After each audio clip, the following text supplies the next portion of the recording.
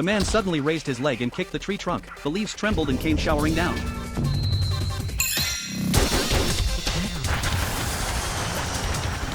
As the leaves swirled in the air, he planted his feet and settled into a sharp fighting stance. When the very last leaf touched the ground, he slowly opened his hand. His palm was somehow filled with leaves he had snatched in that brief moment. The boy next to him watched in shock. The man only said calmly that this was the true essence of a jab. Then he told Ippo to try it the same way. He added a condition that sounded simple but was actually harsh. If Ippo could grab 10 leaves in one go, he would be willing to teach him boxing. Ippo had only 1 week. Right after Mamoru finished speaking, he turned around and left, continuing his run as if that display had just been part of his normal routine. Ippo stared at the drifting leaves. A fierce desire to complete the challenge rose in his chest, so he tried to catch the first leaf right away. He caught that first one easily, but when he reached for the second, the first leaf would slip away at once. No matter how he tried, he could not hold on to 2 leaves at the same time. In order to find the right trick, Ippo repeated the motion over and over. An entire morning passed, yet he could still only catch the first leaf. The second one always escaped him. When he finally collapsed to the ground exhausted, he understood that this training was much harder than he had imagined. This was not something a random person could copy on a whim. Mamoru had given him this test, mostly hoping Ippo would back off and give up on becoming a boxer as soon as possible. But what no one expected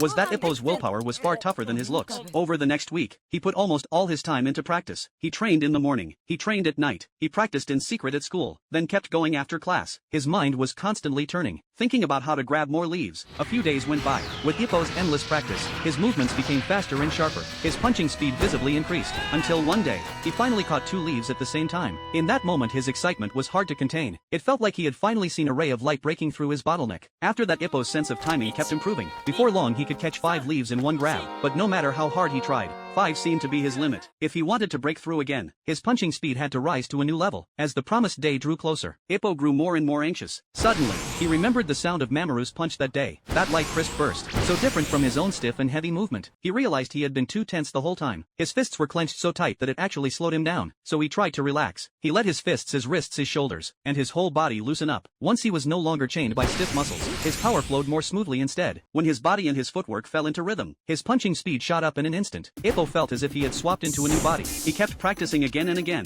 until his arms burned with fatigue, until his breathing turned rough and ragged. When his strength was almost gone, he finally stopped, and at the last moment he called Mamoru over. Now he was going to complete the promise from a week ago with his own hands. When the leaves began to fall, Ippo stood in place. He adjusted his breathing, letting his heartbeat and his movements fall in step. He told himself he could not fail this time.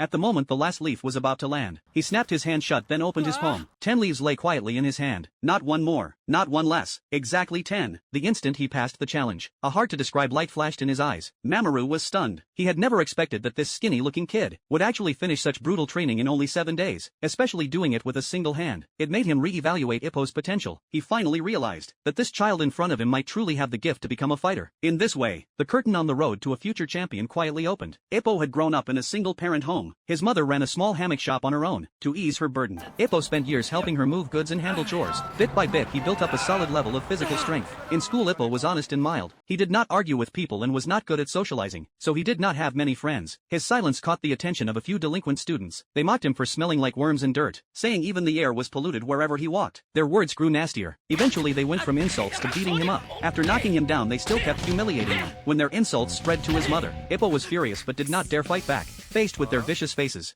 he could only force himself to endure. Yet weakness only feeds cruelty, so the delinquents grew even bolder.